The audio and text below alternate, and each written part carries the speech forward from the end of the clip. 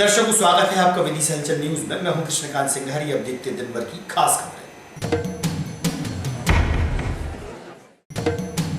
पानी की समस्या से जूझ रहे आचार्य कॉलोनी निवासी पहुंचे जिला मुख्यालय, रखी अपनी समस्याएं।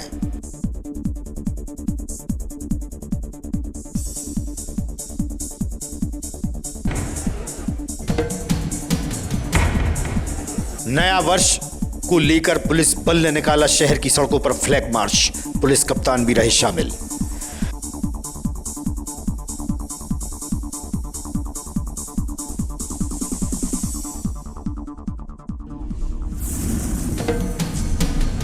और बदलते मौसम के मिजाज के चलते सर्द हवाओं व घना कोहरे ने विदिशा को लिया अपने आगोश में। मानव जीवन हुआ प्रभावित।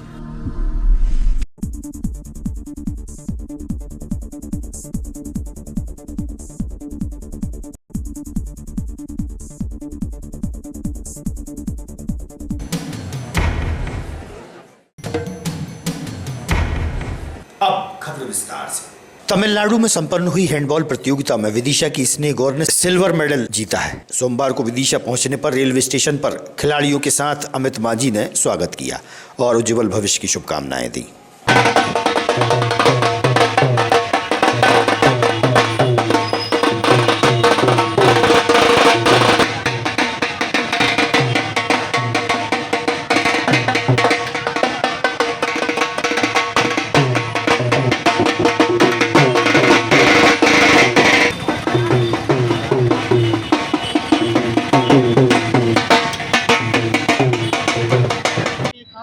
क्यों आई है, क्या वजह रही है? ये अमित सर, प्रिया मैम, पापा मम्मी सबकी वजह से आई है। क्या कौन सी प्रतियोगिता में खेला था? हैंडबॉल एसोसिएशन के द्वारा नेशनल के लिए गई थी मैं। डिंडीगल कब था ये? 20 दिसंबर से 30 दिसंबर तक। तो इसको जो आपने मेडल जीता तो इसके श्रेय किसको दिया जाता है? सर, मैम, मम्मी, पापा, सबको। माझी हूँ। क्या आज ही खुशी देखी जा रही है? ये हैंडबॉल फेडरेशन ऑफ इंडिया द्वारा जूनियर गर्ल्स नेशनल टूर्नामेंट आयोजित किया गया था तमिलनाडु के डिंडीगुल में। ये प्रतियोगिता 23 तारीख से लेकर 27 तारीख तक आयोजित हुई थी, जो कि हैंडबॉल फेडरेशन ऑफ इंडिया के द्वारा आयोजित हुई थी, जिसमें मध्य प्रदेश टीम का प्रतिनिधित्व करते हुए स्नेहा गौर ने सिल्वर मेडल प्राप्त किया है। मध्य प्रदेश रक्त सहायता समिति के अध्यक्ष उदय सिंह हजारी के प्रयासों से अभी तक 148 यूनिट रक्तदान किया जा चुका है। वहीं उनकी पत्नी सरोज हजारी द्वारा 40 बार एवं पुत्र व पुत्र वधू द्वारा भी रक्तदान किया गया है। उनसे हुई चर्चा। मैं Uday Singh Hazari, chairman MP blood aid committee, अध्यक्ष मध्य प्रदेश रक्त सहायता समिति विदिशा। इसका संस्था का उद्देश्य क्या था? कौन से सन में गठित हुआ था? और क्या मतलब इसमें आपके क्या विचार आए हुए थे उस समय?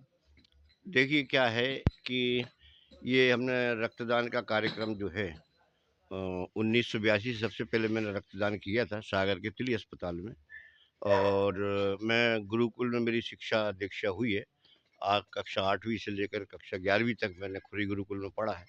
और जब वहाँ से पास आउट होते हैं 11th के बाद, तो गुरु दक्षिणा में कुछ उपहार नहीं दिए जाते, बल्कि बस ये एक संकल्प दिलाया जाता है कि आप जीवन में क्या करेंगे, मानवता के लिए, समाज के लिए, देश के लिए, प्रदेश के लिए क्या करेंगे, इसके बारे में एक संकल्प दिलाया जाता है साल श्रीफल के साथ।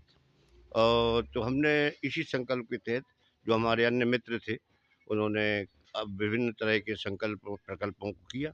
हमने और हमारे एक मित्र ने, जो अभी असम में DIG पुलिस में है, हमने संकल्प लिया कि रक्तदान के प्रति करेंगे। हमारा जो एम ऑफ लाइफ है, लक्ष्य का उद्देश्य है, जीवन का उद्देश्य है, इसके लिए हम प्रयासरत रहेंगे। ज़रूरतमंदों को समय पर रक्त मिल जाए, इसके लिए भी हम भरपूर प्रयास करेंगे और करते चले आ रहे हैं। हमने 1994 में, जब वसीम अख्तर साहब कलेक्टर थे और एक बहुत छोटे से कमरे में ब्लड बैंक का संचालन होता था, उस समय शीशियों में ब्लड को एकत्रित किया जाता था। सुई मोटी रहती थी, पेनफुल, पीड़ादायक रहती थी, लेकिन अब जो है, अब पीड़ा नहीं होती और बहुत ही शार्पनेस तरीके से ब्लड का ट्रांसफ्यूजन हम कर देते हैं। और हमने 1994 में ब्लड बैंक की स्थापना की थी और उस समय तत्कालीन वसीम अख्तर साहब ने ब्लड बैंक का उद्घाटन किया था और हमारी संस्था मध्य प्रदेश स्तर पर पंजीकृत भी हुई थी। लगभग अभी तक कितने लोगों के लिए अपन रक्तदान की व्यवस्था कर चुके हैं? अभी तक कितने हमने घरों की चिराग को बचा चुके हैं? अभी तक हमने देखिए, बचाने वाला तो परमेश्वर है, ईश्वर है। हम लोग तो सहभागी बनते हैं, एक कारण बनते हैं, लेकिन हम ये कारण बनते हैं और किसी की जीवन बचता है तो हम अपने आप को धन्य मानते हैं और सबसे बड़ी दौलत पूंजी मानते हैं जीवन की। अभी तक हमने लगभग 52,000 यूनिट रक्त एकत्रित किया है 295 रक्तदान शिविरों के माध्यम से, और स्वैच्छिक रूप से लोगों ने आगे आकर समाज सेवा का बेहतरीन उदाहरण पेश किया है। और कई नवप्रसूताओं की, एक्सीडेंट में घायल की, एनेमिक पर्सन की, रोगियों की जान बची है, समय पर उनको रक्त मिला है और कोई भी ज़रूरतमंद रक्त के अभाव में मरा नहीं है, उसको भरपूर पूर्ति हुई है। हमने आपको बताना चाहेंगे कि 1999 से मध्य प्रदेश का ब्लड बैंक पूरे प्रदेश में नहीं बल्कि 5 प्रदेशों में अव्वल नंबर पर था। जिला मुख्यालय में जितने ब्लड के यूनिट्स रक्तदान अन्य 5 जिलों में नहीं होते, उससे लगभग 1.5 गुना रक्तदान हमारे विदिशा में संपन्न होते। ये सब हमारे जो युवा हैं ज़िले के, ये इनकी एक समाज सेवा की प्रकृति है और वो बहुत आगे आके करते हैं। हमने रक्तदान के शिविरों का विभिन्न प्रयोजन के हिसाब से भी किया। हमने जैसे भागवत कथा हुई हमारे यहाँ बाल विहार में, उसमें रक्तदान शिविर लगाए। दोनों रक्तदान शिविरों से हमें लगभग 270 यूनिट से अधिक रक्तदान प्राप्त हुआ। और मतलब मैं आपको बताना चाहूँगा कि स्टेज जो था, जो अपना जो व्यासपीठ थी, वो मध्य में थी और साइड में रक्तदान शिविर था। इधर लोग बाग धर्म लाभ ले रहे थे और इधर समाज सेवा का अद्भुत उदाहरण पेश कर रहे थे। हमने अपना शिविर जैसे भागवत कथा के अलावा और भी। हाँ, मैं मिसेस सरोज हजारी। हाँ है जी, अब आपके जो पति देव है उदय हजारी जी, वो रक्तदान करते हैं। आपको जब पता पड़ा था शादी के बाद तो किस तरीके से आपके मन में फीलिंग हुई थी, कैसा लग रहा था आपको? नहीं, अब रक्तदान तो मतलब अच्छी बात है और उससे कोई समस्या नहीं होती, कई लोगों को उससे लाभ भी मिलता है। आप कितनी बार कर चुके हैं रक्तदान अभी तक? हम भी 40 एक बार कर चुके होंगे। कैसा लगता है रक्तदान करने? कोई दिक्कत नहीं होती, हमारी बिटिया बहुत छोटी थी, कम से कम 1-2 साल की, तब से हम मतलब किया है, उसमें हमें कोई डर भी नहीं लगा और कोई दिक्कत वगैरह भी नहीं होती है। जी हजारी जी, यहाँ पर बात कर लेते हैं कि यहाँ पर जो आपके ससुर साहब हैं, सास हैं, जो रक्तदान करती हैं, कैसा लगता है? और आप भी रक्तदान करती हैं, कैसा महसूस करती हैं आप? अच्छा लगता है क्योंकि रक्तदान जीवन दान, आप मतलब एक ब्लड डोनेशन से किसी की जान बचाएं तो इससे अच्छी क्या बात हो सकती है। आचार्य कॉलोनी निवासी कुछ परिवार जिला मुख्यालय पहुंचे, जहां उन्होंने बताया कि लंबे समय से कॉलोनी वासी पानी की समस्या से जूझ रहे हैं। जिला मुख्यालय पर कॉलोनी के लोगों ने कलेक्टर साहब पानी दो, कलेक्टर साहब पानी दो के नारे भी लगाए। अनीता लोधी। लोधी जी, कहाँ रहती हैं आप? आचार्य कॉलोनी। जी, किस समस्या को लेके आई हैं? सर जल, पानी की टंकी। हाँ, और 5 साल से तसल्ली दे रहे, कहीं भी जाते हैं तो बोल देते हैं आवेदा कुछ नहीं होगा, कुछ नहीं होगा। जाए तो कहाँ जाए, कलेक्टर साहब के पास। अभी पानी कहाँ से ला रही हैं? पानी हेड पंप है तो सूखे जा रहा है, 1-1, 2-2 बाल्टी में थोड़ी ना काम चल रहा है। राजू दांगी तो उनसे नहीं बोला आपने? बोला है, बेबी हमारे साथ में आए 2-4 बार। नया वर्ष के आगमन से पूर्व शहर की सुरक्षा व्यवस्था के मद्देनजर पुलिस विभाग द्वारा शहर में फ्लैग मार्च निकाला गया। माधवगंज से प्रारंभ होकर बंटी नगर चौराहे तक पहुंचा। फ्लैग मार्च के दौरान एसपी रोहित कासवानी के साथ पुलिस बल बड़ी संख्या में मौजूद रहा। कानून व्यवस्था नए वर्ष के चलते मुस्तैद रहेगी।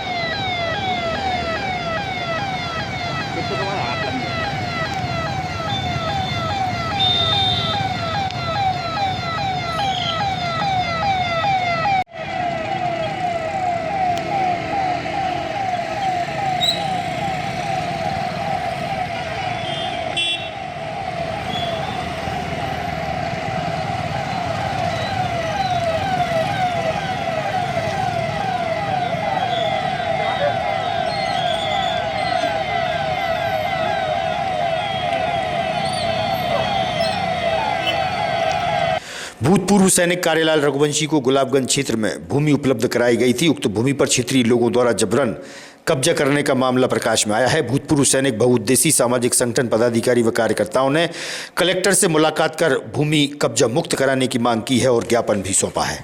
जी, मैं राजाराम राजपूत, पूर्व सैनिक बहुउद्देशीय सामाजिक संगठन जिलाध्यक्ष, और मेरे जिला कलेक्टर आकर जनसुनवाई में पहुंची, क्या पूरा मामला, क्या घटना है? ये हमारे एक भूतपूर्व सैनिक हैं जिन्होंने कालेलाल रघुवंशी जी की ज़मीन खरीदी है। अंगूरी बाई ने, हमारे भूतपूर्व सैनिक की पत्नी के नाम से ज़मीन खरीदी गई थी और ये ज़मीन प्रॉपर उन्हीं के नाम से थी और उनकी पत्नी ने ये ज़मीन हमारी फौजी की पत्नी को बेचा। लेकिन 2 साल हो गए। 2 साल में हमने अभी कलेक्टर साहब को आवेदन दिया था 15 दिन पहले। उन्होंने एक एसडीएम साहब से बात की कि आप इनके पास जाके मिलिए। एसडीएम साहब ने मेरे को आधे घंटा बात हुई, लेकिन उन्होंने बस यही कहा कि इनकी गलती है, इन्होंने पता कर लेना चाहिए किसका कब्जा है। जबकि जिसने ज़मीन बेची है वो कह रहा है हमारे परिवार में किसी का कब्जा नहीं था, ना मेरे परिवार से किसी से कोई लेना देना। करैया गांव में, गुलाबगंज तहसील में आता है। कुशावाहू ठाकरे खेल स्टेडियम में कनारा क्रिकेट क्लब द्वारा क्रिकेट प्रतियोगिता का शुभारंभ किया गया। लगभग 16 क्रिकेट टीमें भाग ले रही हैं। कनारा के सचिव नागेंद्र लोधी द्वारा जानकारी दी गई।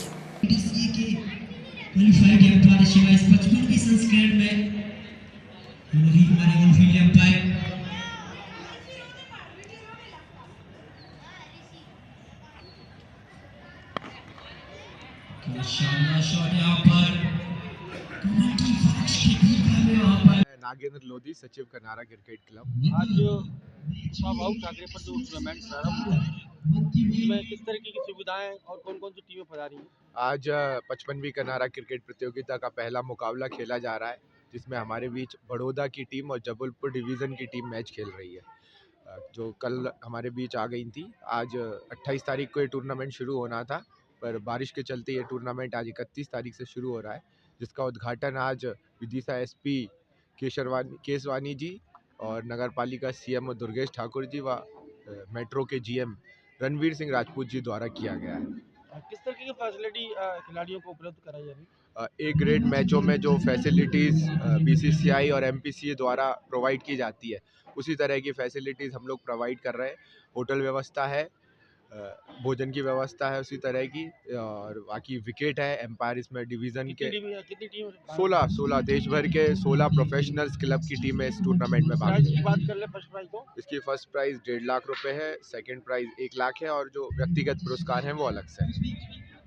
अचानक मौसम ने बदली करवट के चलते बीती रात से शीत लहर व घना कोहरा के चलते रोड पर चलने वाले वाहनों की गति अत्यंत धीमी रही। कोहरे के कारण धुंध ही धुंध नजर आई। वहीं प्रातः काफी देर तक घना कोहरे की चादर ने विदिशा को अपने आगोश में लिया। घना कोहरा छाने के कारण आसपास का भी दिखाई नहीं दे रहा था। शीतलहर व कोहरे के कारण मानव जीवन प्रभावित रहा।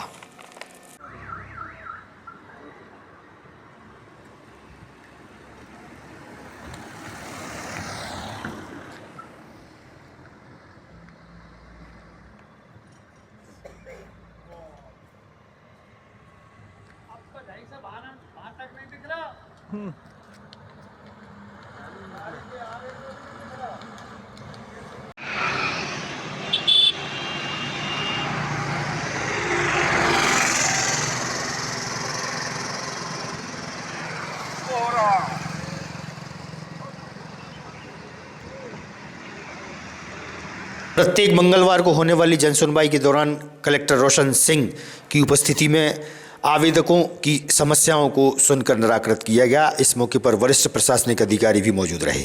मदों में उसका भुगतान हो रहा है, चाहे सफाई की बात करें या कंप्यूटर ऑपरेटर की बात करें या अन्य जो सर्विसेज हम दे रहे हैं, उसमें रेगुलर भुगतान हो रहा है। तो ये भुगतान उसको अपने फंड से करना है। गवर्नमेंट का जब मद आएगा तो उसको होगा। नोटिस तो आप दे ही दो, उसको बुला के आप पेमेंट करवाइए। नहीं होता है तो तत्काल प्रभाव से ब्लैकलिस्ट करने के लिए लिख दीजिए उसको। आपने नया टेंडर किया है कि नहीं किया है? क्यों नहीं किया है? उसका टाइम तो खत्म हो गया है ना। तुम्हारे यहाँ नहीं खत्म हुआ, जिला अस्पताल में खत्म।